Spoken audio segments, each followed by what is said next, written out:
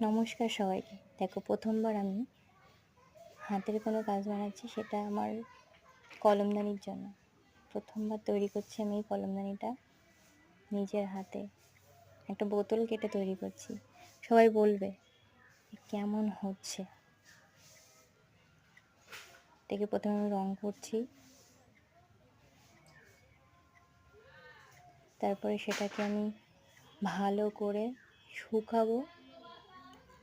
শুকিয়ে নেওয়ার পরে আমার কিছু ক্লে ছিল, আমি টুকিটাকি করি ক্লের কাজ। সেই ক্লেগুলো দিয়ে আমি ছোট্ট ছোট্ট সুন্দর কিছু ফুল বানিয়ে নিয়েছি। সেই ফুলগুলো দিয়েই আমি আবার ডিজাইনও করলাম। বোতলটাকে হাফ করে কেটে নিয়েছিলাম, সেখানে যাতে না দেখা যায় তাই জন্য ফুলগুলো দিয়ে ডিজাইন করে নিয়েছি। পুরোটা কমপ্লিট হয়ে গেছে কলমদানিটা। সবাই বলবে কেমন হয়েছে।